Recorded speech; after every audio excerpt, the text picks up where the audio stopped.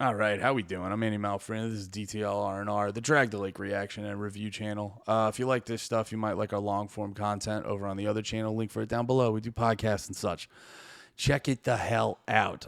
So I wanted to do this because I'm pretty sure I don't like this band, but don't click away.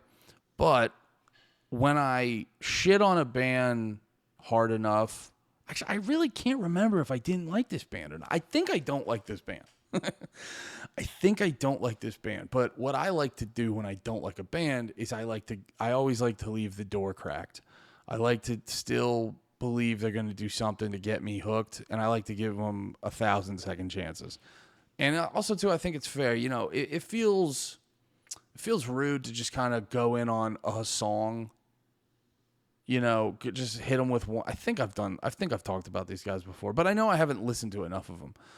So it feels rude to kind of just go in on one song, shit on them, and never address it again. You almost want to, keep giving them a chance. And let's see. So that's what I want to do. I want to do that today to be fair. So you guys are going in knowing all that. So if you want to be mean to me, just know what I said already, and don't be mean to me.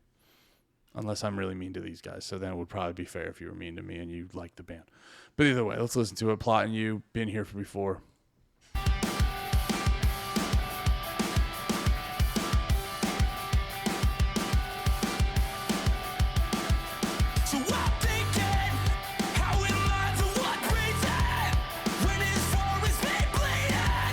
All right, out of the gate, sounding like a story so far.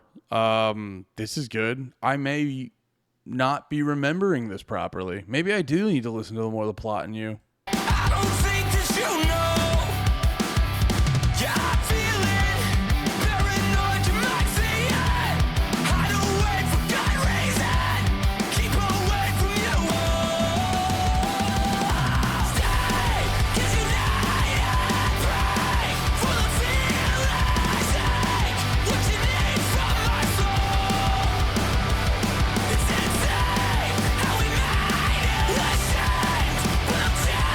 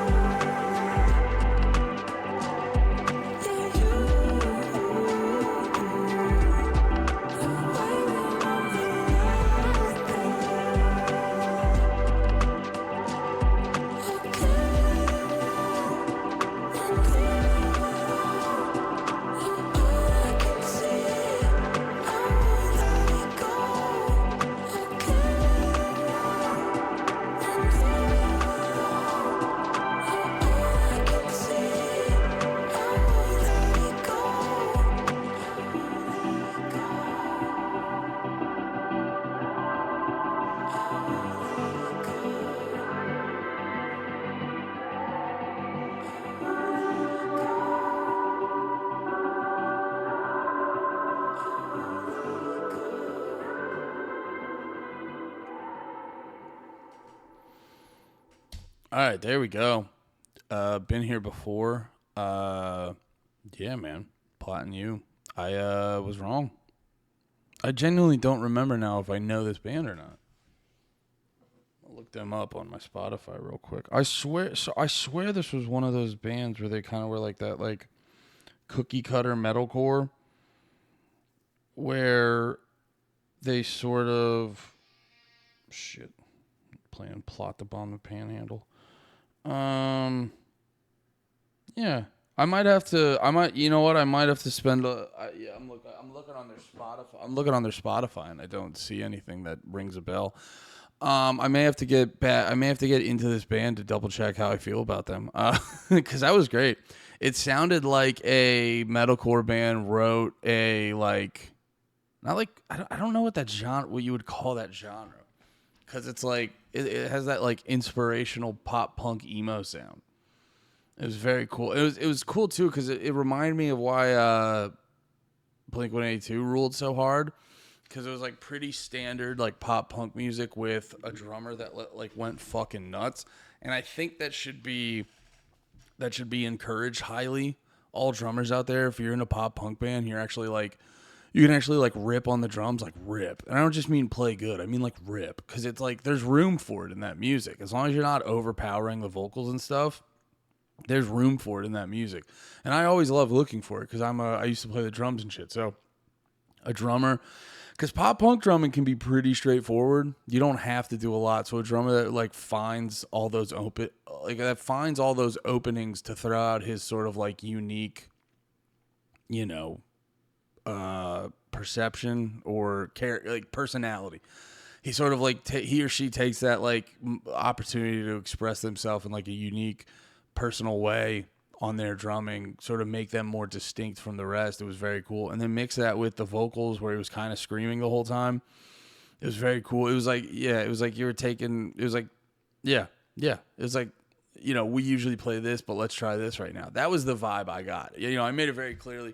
I'm not super familiar with this music and stuff, but with this band particularly, but sort of the way they went about that, that's how it came off to me. And I really enjoyed it. I really enjoyed that song. Guitar sounded good. Drums sounded good. Vocals were on point. I thought the way they sort of spaced out, that ending, because I was going to say, like, on a whole, it was actually kind of smart they didn't come back in with the full band. They just kind of kept those, whatever the synths were, whatever they were, to, like, sort of make that end chunk.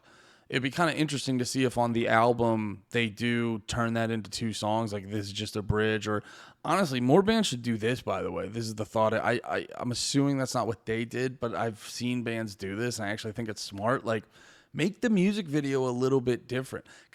So like stuff like this that they're doing where they had that long chunk at the end where she's doing the interpretive dance, and I was very fearful that I was going to have to edit out boobs, but because I know there's sometimes on YouTube you can get away with showing boobs if it's beebs. You can get away with showing boobs as like artistic expression or something. I think they give a few passes on that on YouTube. This is interpretive dance. They're not trying to be sexy. They're trying to show, you're trying to express yourself. So I feel like you can show boobs in interpretive dance. Or if you're a OnlyFans girl pretending to give breastfeeding tutorials, that's look that up. Or if you're a kid, don't. But just for research purposes, just look that up. It's a crazy new metal in here. It's funny. People who figure out workarounds is very funny. But yeah, no, like, so if we're sitting here trying to just like take in the video as a whole, that ending is very cool. But then bands have to be aware of like, it's you're going to have a lot of people going like, oh yeah, this song fucking rips. And they'll be driving to work and they're like, oh yeah, that long part. Let me skip that real. It's like, dude, just turn that into an interlude. So when they make the mix, you don't have that like big awkward chunk at the end. But I get it at the same time. A lot of bands sort of write their music for, all right, that's giving me a headache. A lot of bands sort of write their music for the album, even though like physical album sales and stuff like that aren't the same thing. I still think a lot of bands are like, well, they look at an album, there's different philosophies, but a lot of bands look at an album as like, I'm putting out one big piece of art rather than here's a bunch of little songs. Although we get that, but a lot of bands do the former over the latter, I feel. But there is still that replay. I just know Kendrick Lamar always gets it the most on Good Kid, Mad City. It's like the album fucking rules, but you're like, oh yeah, another voicemail. Let me skip ahead real quick. And it like throws off the vibe. So just, do everyone a favor. When you have parts like that, especially if it's like the single, just turn that into an interlude. It's totally fine if it's an interlude. No one's gonna fucking give a shit. And that right there, if that was an interlude, that's way better than the average interlude you're gonna get on this shit. But yeah, man, really good song. Might be wrong about the plot and you. Might have to go listen to them to see if I actually like them. Thank you for hanging out. I love you all. Be about it. Peace.